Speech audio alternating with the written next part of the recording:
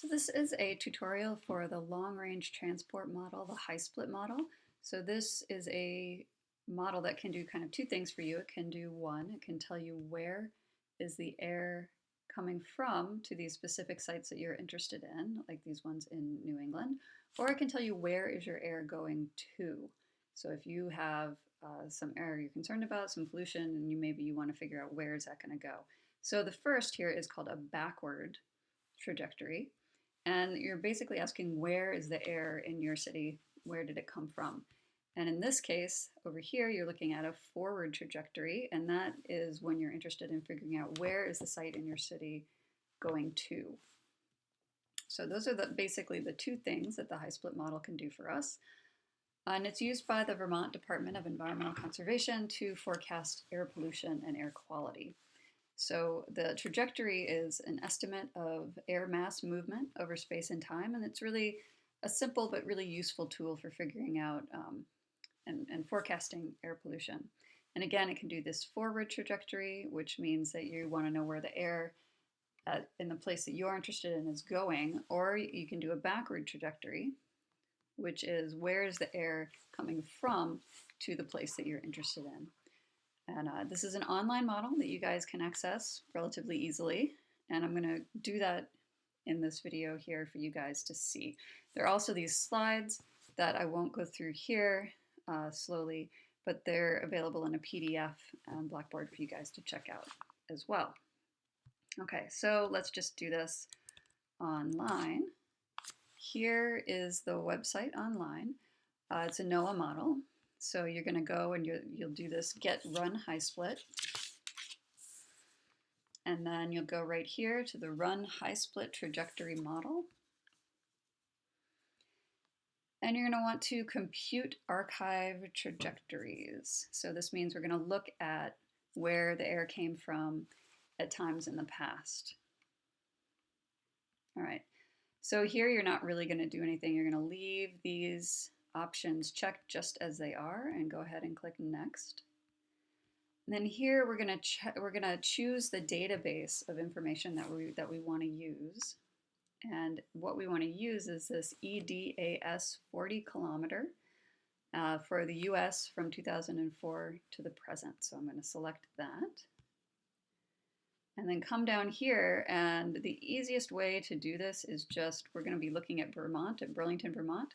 So the easiest thing to do is just put in the airport code, which is BTV, and select that.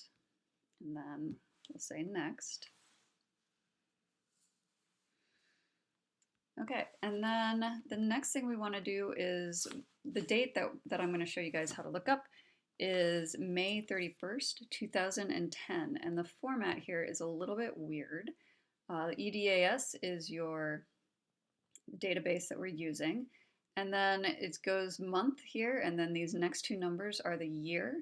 And then the 001 or 002 means either the first half of the month or the second half of the month. So we're looking for May 31st, that's the second half of the month, in 2010. So I'm going to scroll all the way down here.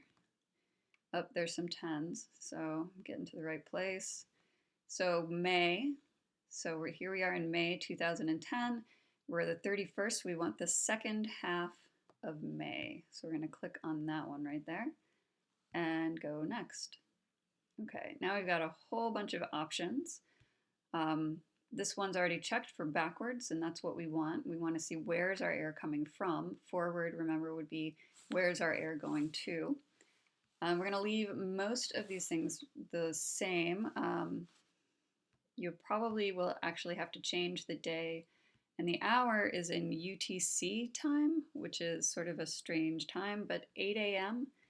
in UTC time is 13 hours, so that's what you want to have checked there, or that's the time you want to have selected there. And then we're going to leave all of this other stuff the same. So 24 hours is good. And then we come all the way down here, up right here. This you guys will probably also need to change. I did a run earlier, so it already has my options here, but you're going to want to put 250 meters for your first height, 500 for your second height, and 750 for your third height. I think you'll have to enter that, even though I didn't really have to do it there. All right, and you can choose these display options. If you don't have Google Earth or GIS, you don't have to check them. If you have Google Earth, you can check that, and then you can see your trajectories in Google Earth. You don't have to do that though. All right, and then leave all this stuff the same, and then go ahead and request your trajectory.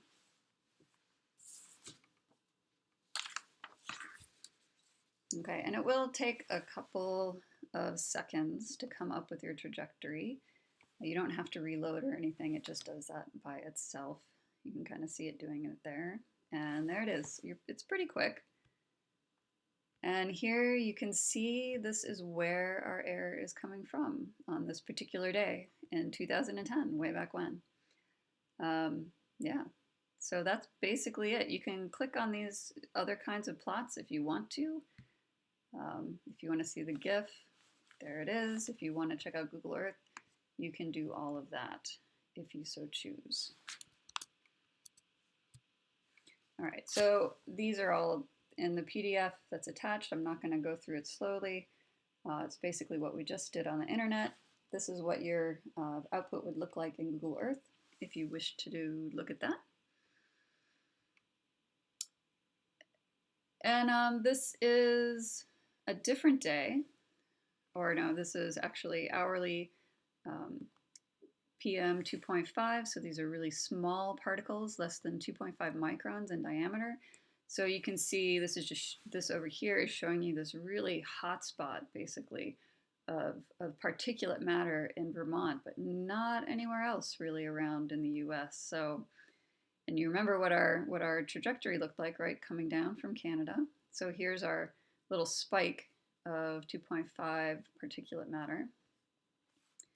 So we have all of these potential sources of PM 2.5 emissions. We have fires, dust, ag, fuel combustion, so on and so forth. So based on our trajectory that you just saw, think about what would be the most likely source coming from up in Canada. So you can pause and think about that for a moment if you'd like. And then I'm here to tell you that there were fires up in Canada that day. So that was our source at that time in May, back in 2010. A lot of fires going on, the smoke from those fires coming straight down into Burlington. This is what that looked like from the top of Mount Washington here. A lot of smoke down in the valleys. You could see the smoke plume kind of blowing straight out over the ocean. There's another sort of aerial photo of the smoke from those fires. But there are other pollutants that might make it up to Burlington. This figure right here is showing you sulfur dioxide emissions by a coal plant, also for 2010. And you can see the size of these dots are sort of the size of the emissions coming from there.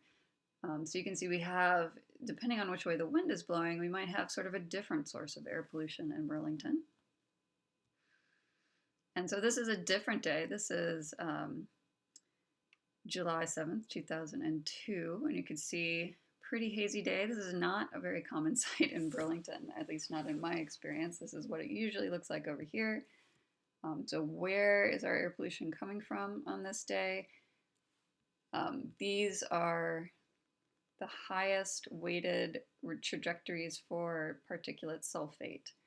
And so it's most likely that when we have something that looks like this, and this is all sulfate pollution, basically, it's coming from right up from this valley where we've got all of these coal burning plants. And then so this, usually coming from Canada, is where we get our really clean air, right? So the lowest 10% of sulfate color weighted trajectory is coming down from Canada, highest coming up from sort of the Midwest and Southeast. All right, so our HYSPLIT assignment is due last day of classes, December 6th, and it's basically just asking you to do what I did, but for a different day, and consider where the air pollution for that day is coming from. So that's it.